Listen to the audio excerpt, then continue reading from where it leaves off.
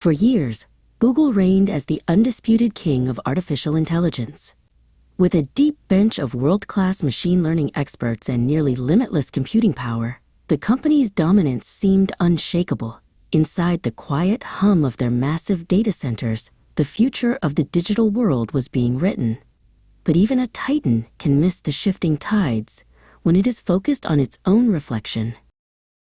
In 2017, a group of Google's technical staff published a research paper that would change everything. Attention is all you need. It introduced the transformer architecture, a revolutionary way for machines to process language.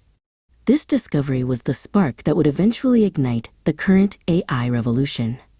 At the time, however, it was viewed primarily as a brilliant academic achievement, rather than a product that would redefine human interaction. Google's hesitation wasn't due to a lack of vision, but rather a classic innovator's dilemma. The company's massive revenue depended on search and advertising. A conversational AI that provided direct answers could potentially cannibalize the search engine model that billions of people used every day. While Google's AI specialists continued to refine their models in the lab, they were careful not to disrupt the golden goose of their advertising business. While the giant moved cautiously, a smaller, more nimble organization was accelerating.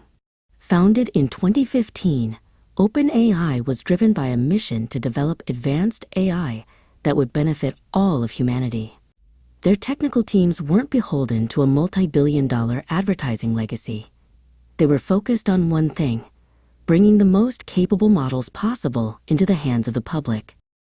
The world shifted on its axis in November 2022. OpenAI released Chatgpt to the public, and the response was unlike anything the tech industry had ever seen. It wasn't just a research milestone, it was a product. Within days, millions of users had signed up, realizing that the transformer technology Google had invented was now being used to talk to them in a way that felt almost human. The adoption was meteoric. Students began using the tool to grasp complex subjects, while programmers utilized it to debug thousands of lines of code in seconds. Businesses saw an immediate path to hyperproductivity.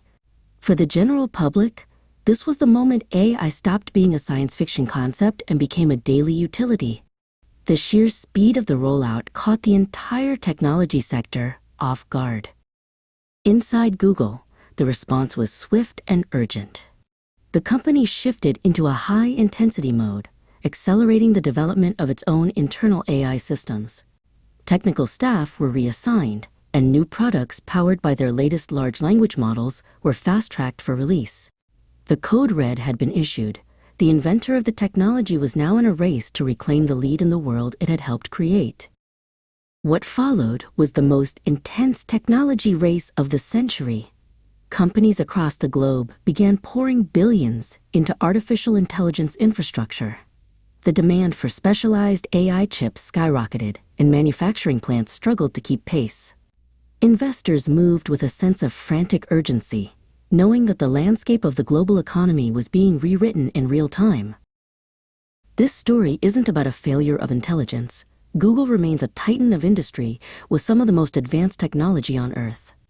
Instead, it serves as a masterclass in the difference between invention and execution. Google created the engine, but OpenAI built the car and drove it onto the highway while the world was still looking for a map. As we look toward the future, the lesson is clear. In the age of artificial intelligence, being the first to discover a breakthrough is only half the battle. The winner is often the one who can bring that technology to the people the fastest. This competition between invention and execution will define the technological landscape for decades to come, as the race for the next great breakthrough continues.